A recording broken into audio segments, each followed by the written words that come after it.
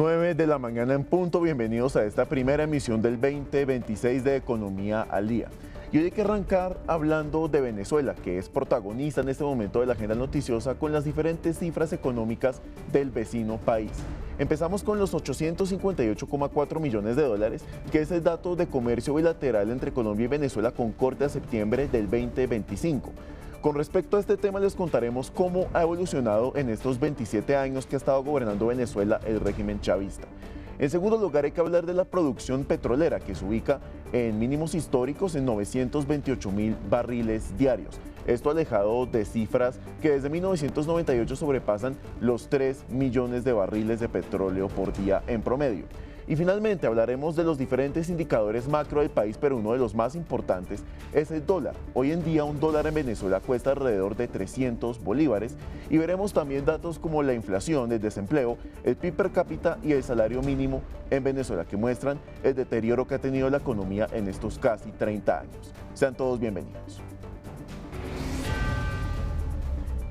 Antes de entrar en materia, como siempre, hay que hablar de los indicadores económicos y de cómo abren para el 2026. En cuanto al dólar, hay que decir que arrancó al alza, rompiendo el techo de los 3.800 pesos. Según ZICAP, la cifra arrancó en 3.817 pesos con 77 centavos, subiendo 27 pesos frente a la TRM vigente para hoy, que será de 3.790 pesos con 77 centavos. Por el lado del barril de petróleo Brent, de referencia para Colombia, arrancó en 61 dólares con 17 centavos, subiendo 0,69% frente al dato anterior que estaba en 60 dólares con 75 centavos. Y por último, el precio interno de referencia de café arranca el año con 2.714.000 pesos, subiendo 61.000 pesos frente al último dato de 2025, que fue de 2.653.000 pesos.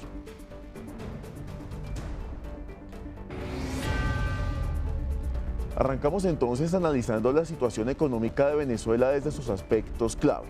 Cabe aclarar que los números que escucharán a continuación son recopilados a través de varias fuentes, esto dado el deterioro de las cifras oficiales venezolanas. En primer lugar, vamos a hablar de uno que impacta directamente a Colombia y es el comercio bilateral entre ambas naciones. Analizaremos todo desde 1998, que fue el año inmediatamente anterior a la llegada del chavismo en Venezuela, pues recordemos que Hugo Chávez tomó posesión de su cargo como presidente el 2 de febrero de 1999. Para 1998 la cifra de comercio bilateral entre Colombia y Venezuela alcanzó 3.100 millones de dólares. Exactamente 10 años después, el dato alcanzó máximos históricos cuando ambas naciones lograron un total de 7.000 millones de dólares. El declive comenzó en 2015 cuando el comercio entre ambas naciones registró una caída de 44%, coincidiendo con el cierre de la frontera entre Colombia y Venezuela, lo que arrojó un total de 1.352 millones de dólares. Desde entonces la cifra siguió cayendo hasta registrar mínimos históricos al comienzo de esta década. En 2020 el comercio bilateral entre Colombia y Venezuela fue de apenas 222 millones de dólares, el punto más bajo que se ha registrado desde finales de los 90. La cifra volvió a superar los 1.000 millones de dólares en 2024, como pueden ver en sus pantallas, específicamente 1.138 millones de dólares, según información del DANE y de Analdex.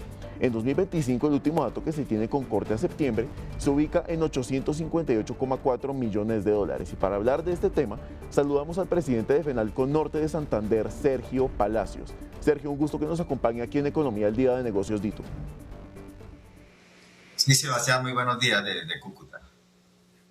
Buenos días para usted también. Estamos viendo estas cifras, estos datos. Vemos que el comercio bilateral entre Colombia y Venezuela siempre había traído cifras potentes para ambos países, pero estamos en un momento de estancamiento a pesar de que ya se están logrando unas recuperaciones importantes. Con esto que acaba de ocurrir de la captura del presidente Nicolás Maduro, ¿qué se puede esperar frente al comercio bilateral entre Colombia y Venezuela y sobre todo allá en la frontera? Bueno, Sebastián, recuerda que en días anteriores habíamos hablado ya de este tema y habíamos hecho un análisis muy serio y con mucha precisión de lo que estaba ocurriendo hasta ese momento. No alcanzamos todavía los 1.000 millones de dólares a 31 de diciembre del año pasado, lo que quiere decir que las exportaciones desde que supuestamente se abrió la frontera, y digo supuestamente porque la frontera nunca ha estado abierta completamente, no son las mejores. Otrora tiempos pasados de las épocas de grandes exportaciones a Venezuela, donde Colombia casi que el 90% de lo que producía lo enviaba a Venezuela, alcanzábamos los estándares entre 9.000 y 10.000 millones de dólares anuales, lo que era una cifra supremamente importante.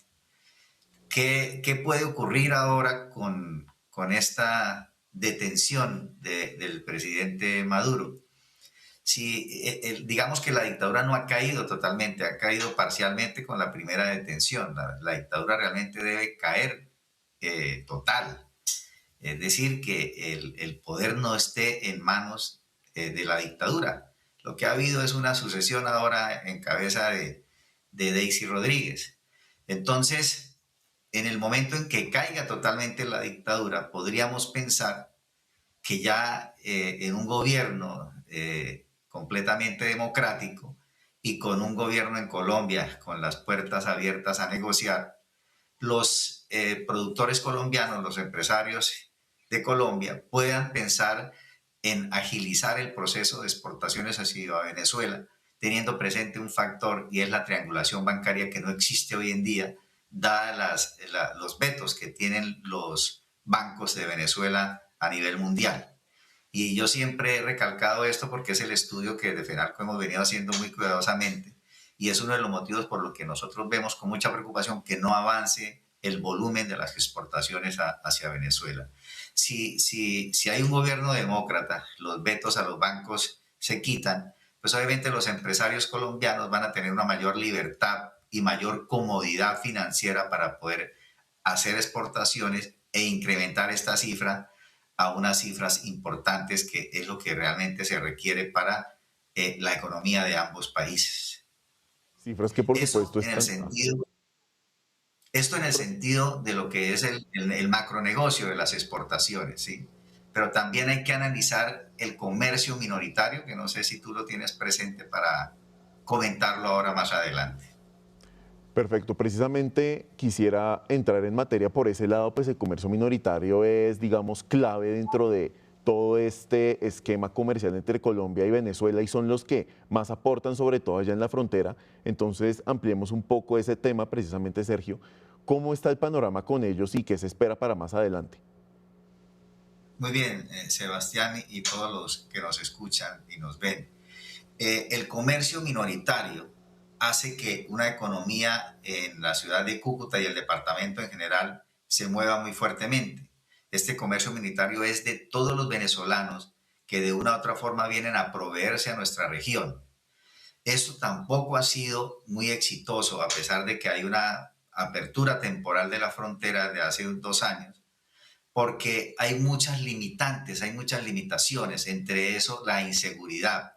Los venezolanos se abstienen de venir a la región producto de la inseguridad que viven internamente ellos y la que se enfrentan al venir también a nuestra región. Tú sabes que Cúcuta y el departamento está viviendo desde hace un tiempo una ola de violencia muy fuerte, producido por todas las empresas que están creadas para el delito, todas esas involucramientos de la guerrilla, del ELN, de las disidencias de las FARC y todos los demás grupos armados que existen, violentos, que también hacen que la ciudad nuestra y nuestra región sean obviamente ciudades que las miren los venezolanos con mucho cuidado para el tema de la seguridad. Entonces, este factor de la seguridad ha afectado notablemente el que ellos puedan venir en masa a hacer su turismo y a hacer sus compras a la región. Sin embargo, obviamente hay que reconocer que después de que se abrió parcialmente la frontera, el comercio ha mejorado, ha habido un crecimiento. Ahorita podemos observar que en diciembre hubo un crecimiento del 27.3% en las ventas de textiles, lo que es ropa, calzado, aproximadamente un 39.26% en lo que es tecnología, un 40.3% en medicamentos y casi un 39% en alimentos. Quiere decir que sí, evidentemente, hay un movimiento alrededor de ello, pero falta, como quiero repetir, si las cosas fueran más cómodas, entre comillas, en los factores especialmente de seguridad, seguramente tendríamos una movilización comercial mucho más grande en la región. Una movilización comercial que esperamos vaya creciendo y siga creciendo, como usted nos comentó, en diferentes productos. Sergio, usted comentaba al inicio, en la primera pregunta, que por supuesto hay que esperar a que todo el régimen chavista caiga para ver una eventual normalización o un regreso del comercio entre Colombia y Venezuela a las cifras que ha tenido históricamente. Entonces, esa normalización o tal vez la caída de ese régimen podría llegar ya cuando Estados Unidos, digamos, según lo que comentó el presidente Donald Trump, tome las riendas de ese proceso de transición democrática que se espera allá en el país, pero entonces con una nación, digámoslo así, vigilada por el gobierno estadounidense, unas condiciones de ese estilo, ¿cómo podrían, digamos, repercutir en el panorama comercial entre Colombia y en este caso Venezuela? Bueno, mira, hay que anotar especialmente que Cúcuta y las zonas de frontera con Venezuela en todo el territorio colombiano serían muy beneficiadas si, repito, hay una normalización de la democracia en Venezuela. Otrora, tiempos pasados, los venezolanos se proveían de todas las necesidades básicas, además del turismo en estas regiones del país. Cúcuta es la puerta más cercana que ellos tienen por este sector, el sector del Táchira, Maracaibo, Mérida, Barinas, el estado de Barinas. Y obviamente la afluencia de venezolanos era muy fuerte. Yo recuerdo de muy joven cómo la hotelería en la región estaba al 100%, en los restaurantes, los negocios. Muchas veces a los cucuteños nos tocaba que los negocios atendieran primero a los venezolanos y nosotros tener calma y paciencia y esperar luego la atención para los nacionales.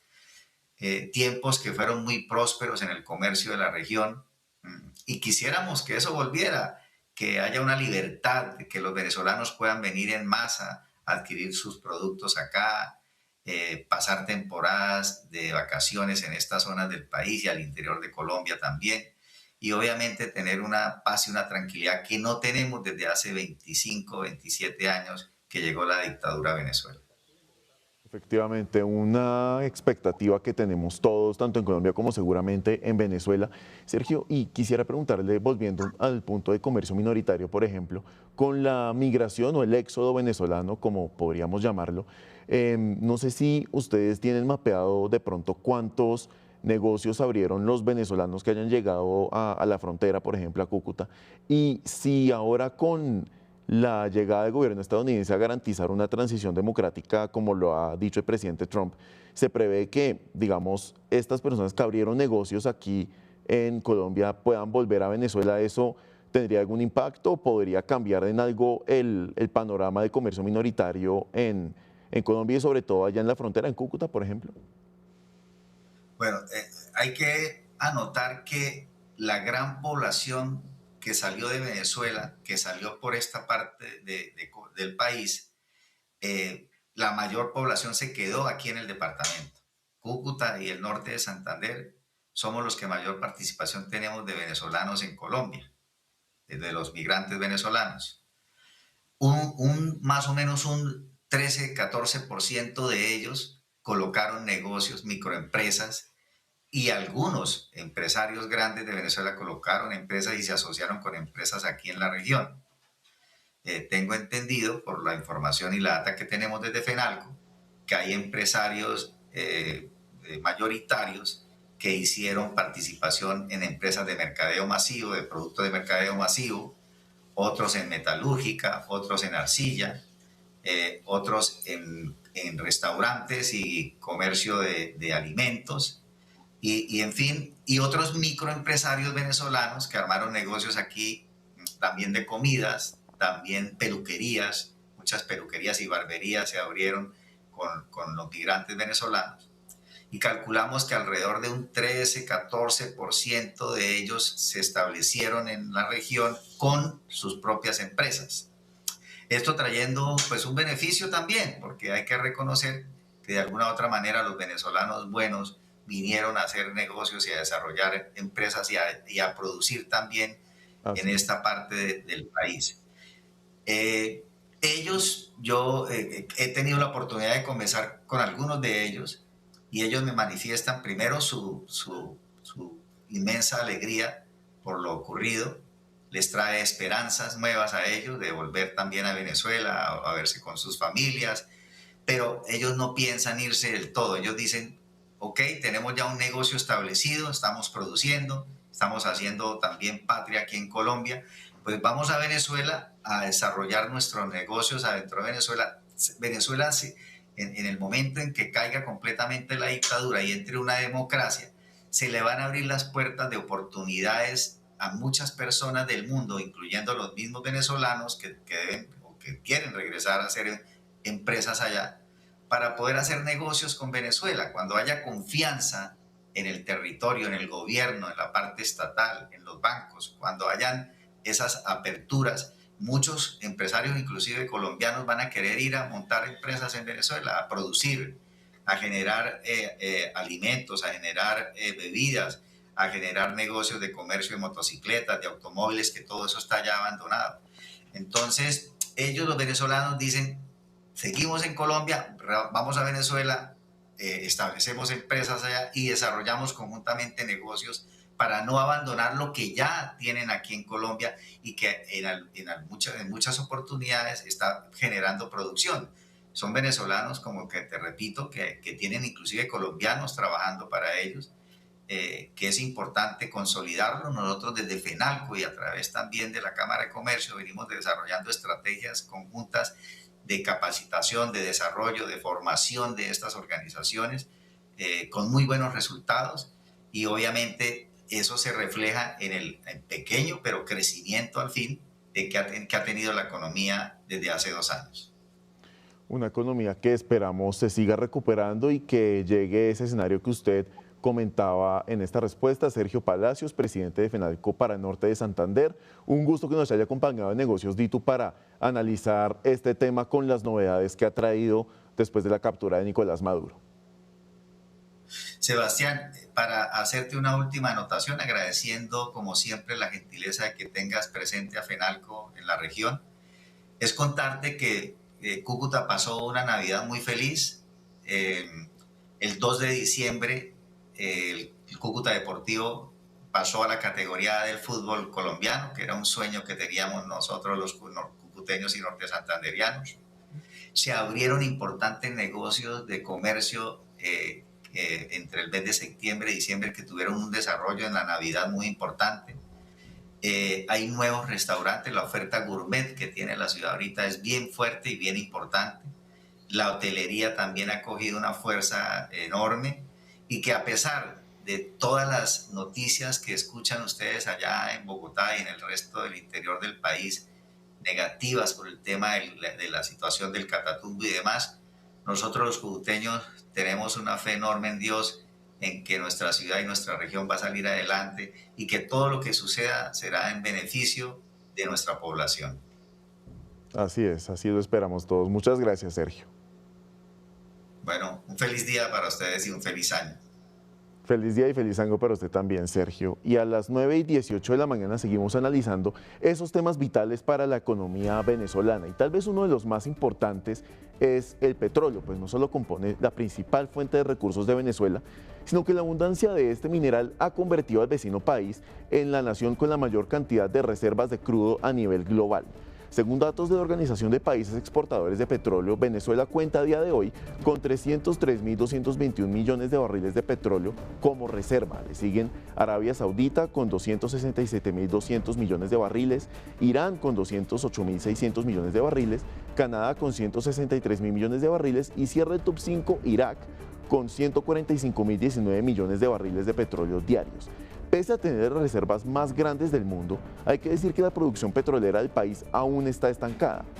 Pese a que en 1998 alcanzó máximos con 3,3 millones de barriles de petróleo diarios en promedio, mantuvo esos números aproximados hasta 2002. Y ese año en particular hay que analizarlo porque en ese entonces la producción petrolera de Venezuela sufrió un colapso debido al paro petrolero de PDVSA que inició en diciembre y redujo drásticamente la producción a niveles mínimos. Para que se hagan una idea, ese año tenía un promedio de 3 millones de barriles de petróleo diarios, pero en diciembre cayó alrededor de 1 millón de barriles de petróleo diarios e incluso menos. Esto paralizó el país hasta principios de 2003 y resultó en pérdidas multimillonarias para ese momento. Posteriormente, en los años que siguieron, se recuperaron esas cifras y mantuvieron un nivel similar al de los 3 millones de barriles diarios. En 2013, año en que Nicolás Maduro subió al poder, para ese entonces alcanzaron 2,98 millones de barriles diarios. Desde entonces la cifra empezó a caer y en 2019 fue la primera vez que registró un dato inferior a 1.000.000, que fue una tendencia que se mantuvo en 2024, cuando se registraron 892.000 barriles de petróleo diarios. Con la captura de Maduro por parte de Estados Unidos, los países de la OPEP+ sostuvieron una reunión ayer en la que decidieron pausar los aumentos de la oferta en el primer trimestre del año. Para febrero las proyecciones apuntan a que Arabia Saudí mantendría su cifra de 10,1 millones de barriles de petróleo diarios, seguido de Rusia con 9,57 millones e Irak con 4,27 millones. Es el top 3 de países de la OPEP+ que más producción aportaría en este 2026, por lo menos en febrero e incluso en el primer trimestre. Y para hablar de este tema nos conectamos a esta hora con Gregorio Gandini, analista económico y financiero. Gregorio, un gusto que nos acompañe aquí en Economía del Día de Negocios Dito. Hola Sebastián, ¿cómo estás? Muchas gracias por la invitación. A usted por acompañarnos, Gregorio. Quisiera arrancar con este dato de la OPEP y con la reunión que sostuvieron ayer. Esta reunión iba a pasar con o sin la captura de Nicolás Maduro, pero este hecho, ¿qué tanto impacta en las decisiones que vaya a tomar la OPEP a futuro con la producción y suministro de petróleo? Bueno, yo creo que, digamos que acá es importante entender que el corto plazo, pues hay mucho ruido alrededor del corto plazo, pero en realidad hay mucho proceso que tiene que pasar en Venezuela para que haya un cambio importante en su producción de petróleo. Entonces, digamos, entendiendo el contexto, lo que vale la pena notar es, probablemente la OPEP va a ser un poco más cauta a ver qué sucede realmente en términos de estas grandes compañías de Estados Unidos como Chevron o ExxonMobil, que son compañías que tienen intereses y han tenido intereses en Venezuela anteriormente, y cómo van a entrar, ¿no? Digamos, cómo se va a dar ese proceso y más que nada, qué impacto puede tener esto en producción en el corto plazo. Digamos que es lo que entran a evaluar ahorita. Yo pienso que precisamente lo que notamos en la reunión de ahora es cautos, esperando un poco a ver qué sucede. Una expectativa que claramente tiene a todo el mundo atento frente a lo que pueda pasar con el petróleo y sobre todo a los países y gobiernos que toman decisiones. Y con esto, Gregorio, quisiera preguntarle por el anuncio que hizo el presidente Donald Trump sobre la entrada de empresas estadounidenses para invertir en Venezuela. ¿Esto cómo puede cambiar el mapa global de, por un lado, suministro y producción de petróleo y por otro lado, de Venezuela como actor clave dentro de esta industria? Precisamente estaba revisando algunas cifras al respecto y pues esto hay que ver que es un horizonte realmente de 1 o 2 años para ver si llega por encima, si vuelve a subir por encima. Tú estás dando unas cifras muy buenas de producción y volver por encima del 1.000.000 de barriles de petróleo, algunas expectativas, 1.3, 1.4 millones de barriles de petróleo en los próximos 2 años. Entonces, lo que habría que ver son cosas. Lo primero y muy importante es con quién empata para el gobierno de Venezuela Estados Unidos. A lo que me refiero es, si ustedes notan, Estados Unidos no ha dicho en ningún momento que va a quitar el régimen de Maduro, ni el chavismo. Simplemente están diciendo, vamos a hablar con la vicepresidenta, vamos a a tratar de negociar con ella. Entonces fíjense que esto no necesariamente es un cambio de régimen, que es importante entenderlo en ese contexto. Lo que ellos están buscando es un acceso al petróleo. Dicho esto, lo siguiente es ver cómo van a fondear estas empresas esas inversiones. Tienen que levantar toda la infraestructura que está muy deteriorada. Es un petróleo de Venezuela es un petróleo pesado, es un petróleo costoso de producir. Y más que nada también cómo lo van a sacar. Entonces, por un lado uno diría, pues la más lógica es Estados Unidos va a permitir que obviamente todos los barcos de estas compañías saquen el petróleo de Venezuela sin problema. Ese lado ya estaría chequeado, pero toda la parte de infraestructura y de financiamiento de esa infraestructura es lo que hay que entrar a ver cómo estas compañías lo harían. Y ahí tiene mucho que ver cuál sería su contraparte de negociación dentro de Venezuela. ¿Qué pasa con PDVSA y cómo esto entra a jugar ahí? Y efectivamente, otro de los detalles clave ahí es la maquinaria que tiene Venezuela para operar con su industria petrolera. Veíamos en años anteriores que efectivamente el hecho de que la maquinaria se haya quedado obsoleta estaba afectando precisamente a esas cifras de producción que veíamos hace un rato. Y cuando estaba Joe Biden como presidente de los Estados Unidos, ellos se ofrecieron en su momento a ofrecer financiación para digamos, renovar esa maquinaria, que fue un detalle de que no hemos tenido novedades hasta el momento con esta llegada de nuevos inversionistas y con la expectativa de que se renueve esa maquinaria y que sobre todo pues estamos a la expectativa de ver qué va a pasar con el gobierno, qué va a pasar con el régimen chavista, qué va a pasar con esa, digamos, vigilancia que va a tener Estados Unidos en la transición de gobierno. Todos esos detalles se suman para ver qué tanto puede crecer esa industria petrolera y qué tanto puede tener esa renovación que necesita para en los próximos años tener ese nuevo papel que tenía preponderante antes Venezuela. De acuerdo. Yo pienso que es muy importante que aquí hablamos de horizontes de años. No es como que mañana la producción en Venezuela va a salir e inundar de petróleo el mundo. Estamos hablando de un horizonte que lógicamente podría ser entre 1 y 2 años. Y muchos factores adicionales. Digamos que hay que recordar, Trump hace ruido, ¿no? A él le gusta hablar fuerte, le gusta decir, ya vamos a recuperar el petróleo, vamos a hacer un montón de cosas. Pero hay que ver realmente quién se queda gobernando Venezuela. Y cómo va a ser esto en realidad, porque sacar a Maduro es una cosa, pero ver qué sucede de aquí en adelante, y más que nada con una industria petrolera, adicionalmente estamos hablando de un régimen que ha estado en el poder mucho tiempo, entonces eso debe tener un montón de engranajes internos y de manejos de cosas que hay que ver cómo van a aterrizar frente a las empresas estadounidenses. Empresas que por supuesto ya sabemos que están dispuestas a invertir, que están dispuestas a participar dentro de esta reconstrucción de la industria petrolera en Venezuela, y eso me lleva a preguntar, Gregorio, estas empresas obviamente no solo invierten en Venezuela, sino en muchos otros países con reservas importantes de petróleo. En ese orden de ideas, ¿cómo cambiaría, digamos, ese orden mundial del petróleo con esta nueva prioridad que podría llegar en el corto plazo, y es que ese capital de las empresas petroleras llegue a Venezuela? ¿Qué podría pasar en los otros países? Bueno, listo. Digamos que es importante Guyana, que ha sido como el gran descubrimiento de los últimos 3 años. Chevron está metido, muchas de estas empresas ya están adentro, y si vemos es zona fronteriza con Venezuela.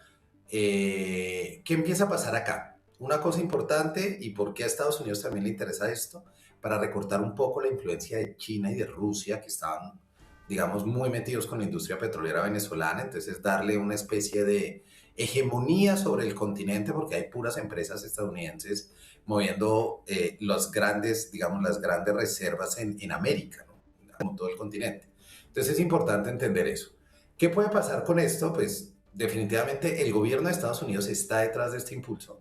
Entonces de alguna forma financieramente algo va a pasar ahí que será interesante ver el gobierno si va a dar algún tipo de apoyo financiero o cómo van a hacer para estas compañías, porque igual sí es una inversión cuantiosa e importante que tienen que hacer. Entonces, esto empieza a impactarnos, por ejemplo, a Colombia, ahora que estabas hablando, digamos, con el director de Finasco de Cúcuta y de Norte de Santander, pues por supuesto, zona fronteriza en Colombia debería haber algún tipo de reactivación comercial muy enfocada en estos productos, ¿no? Tienen que entrar las cosas, tiene que requerirse personal especializado, y Colombia tiene, digamos, como muchos tiene un know-how, ¿no? Entiende el proceso del petróleo también, y muchos de las fugas como dicen, las fugas de cerebro de personal especializado terminó en Colombia, viniendo desde Venezuela. Entonces, pues será interesante, digamos, ver también el impacto hacia nosotros, pero lo que sí es cierto es que estas compañías van a requerir una cantidad cuantiosa de inversión que podría darles una hegemonía importante en el continente. Efectivamente es un panorama que hay que analizar con detenimiento para ver en qué momento puede llegar ese gran resurgir del petróleo en Venezuela. Gregorio Gandini, analista económico y financiero, un gusto que nos haya acompañado aquí en Economía al Día de Negocios Dito. Muchas gracias. Feliz día. Y a las 9:29 de la mañana hacemos una primera pausa y en instantes regresamos con más noticias económicas de Colombia y el mundo. Ya nos vemos.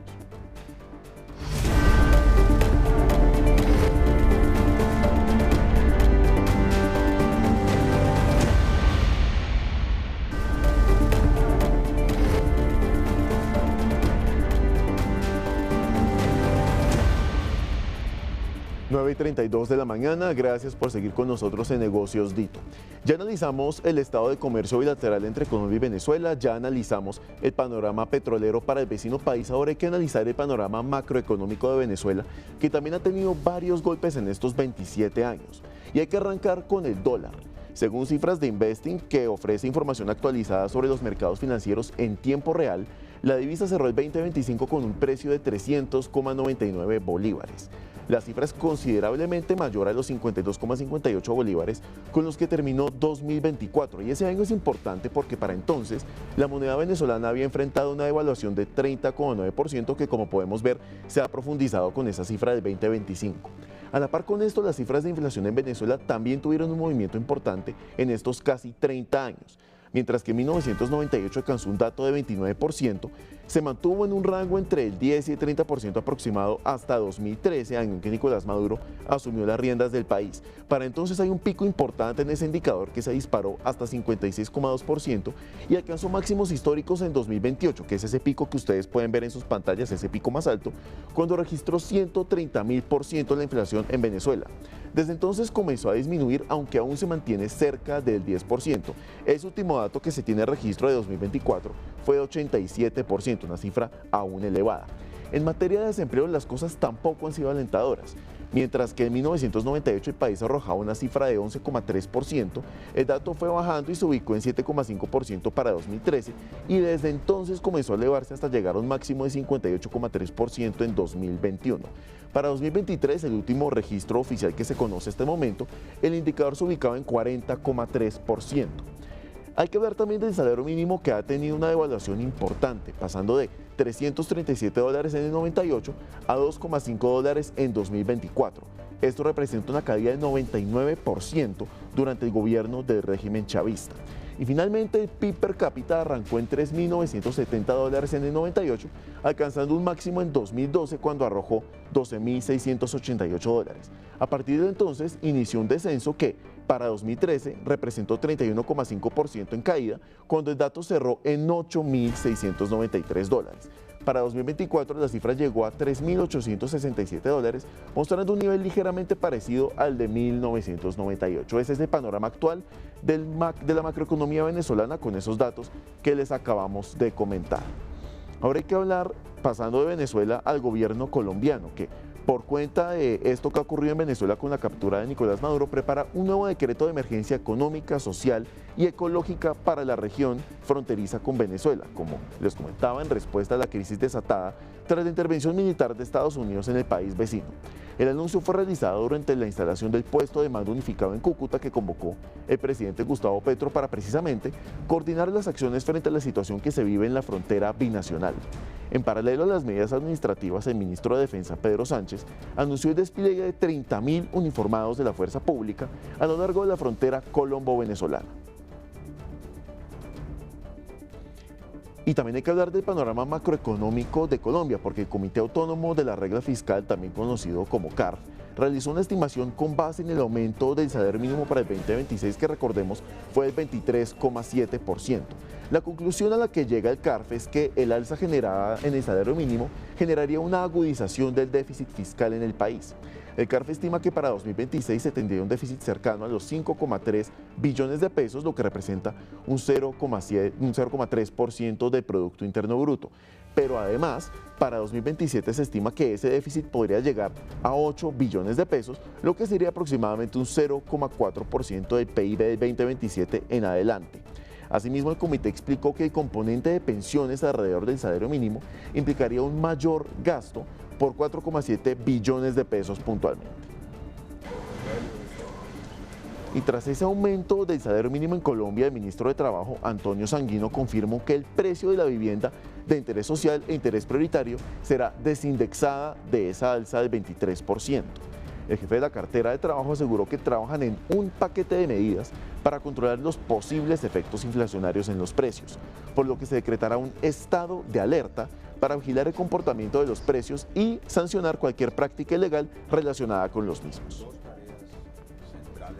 Y en una nota más positiva hay que hablar del sector cafetero, que cerró el 2025 con cifras récord tanto en precio como en producción, impulsado así por una alza histórica del café arábica, que superó por primera vez los $4 la libra en la bolsa de Nueva York y se mantuvo gran parte del año por encima de $3,50. Las exportaciones, por su parte, alcanzaron 9,8 millones de sacos, un 11% más que en 2024, con ingresos superiores a $5.500 millones.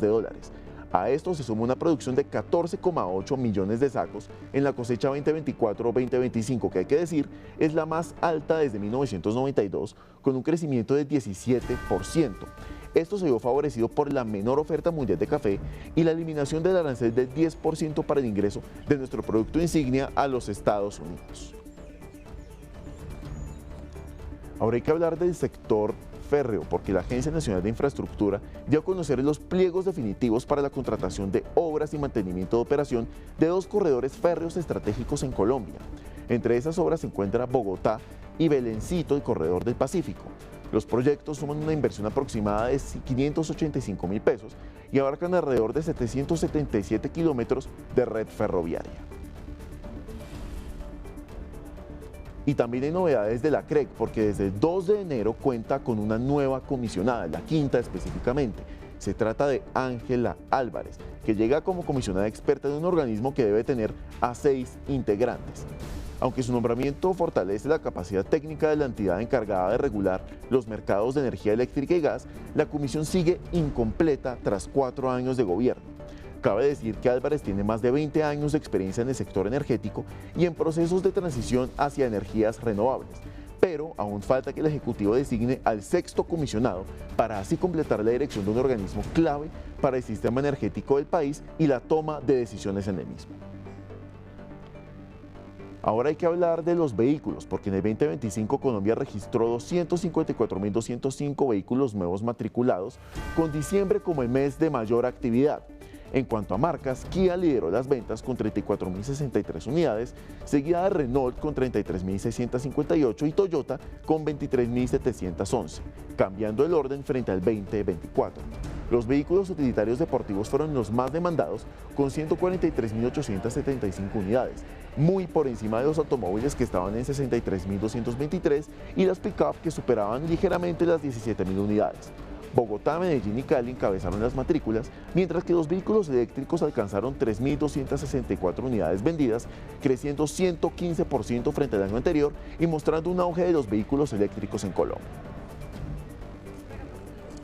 Y a las 9:40 de la mañana vamos a un segundo corte comercial y al regreso tendremos las noticias internacionales y las movidas empresariales más importantes a esta hora. Ya nos vemos.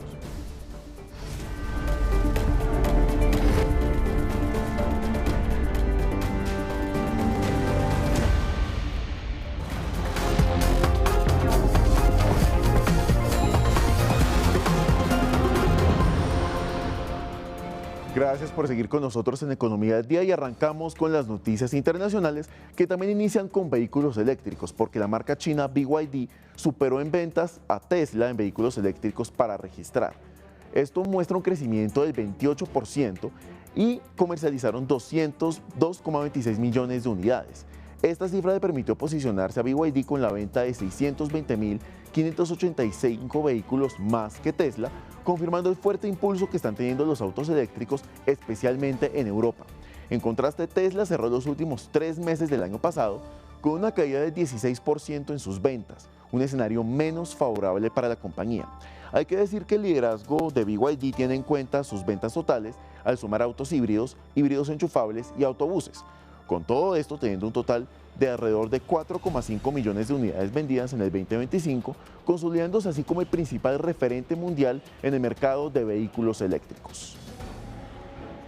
Y una noticia que seguramente tendrá bastante tristes a los nostálgicos de la música tiene que ver con MTV, que puso fin a sus canales musicales en Europa, Australia y Brasil. El cierre oficial se hizo el 31 de diciembre del 2025 y se debe a los recortes que está llevando a cabo la alianza de Paramount Skydance, Paramount Global y Skydance Media. Esta fusión está valorada en alrededor de 8.400 millones de dólares. Otra marca que está registrando cierres importantes es Starbucks, que cerró alrededor de 400 tiendas en Estados Unidos como parte de un plan estratégico de estructuración de $1.000 millones que busca replantear su presencia en zonas urbanas principalmente. Ese cambio se debe a los hábitos de consumo, especialmente por el teletrabajo y a la alta demanda de cafeterías especializadas. Y en cuanto a aerolíneas, hay que hablar de Plus Ultra, la aerolínea española, que anunció un ajuste en su red de rutas internacionales para el 2026.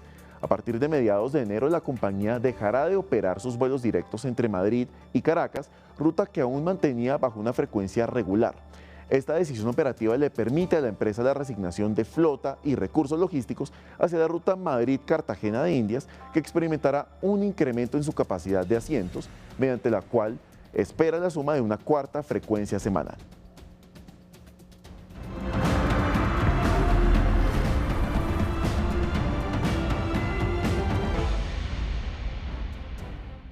El fútbol es protagonista porque la casa de apuestas Rivalo confirmó que finaliza su contrato como patrocinador del Atlético Bucaramanga para la temporada 2026. El conjunto santandereano jugará este año en la Copa Sudamericana, representando así a Colombia en el torneo continental, donde se medirá el próximo 4 de marzo al América de Cali. Y con estas noticias nos despedimos. Muchas gracias por acompañarnos en esta primera emisión de Economía al Día de 2026 y los dejamos con toda la programación de Negocios Dito. Feliz mañana para todos.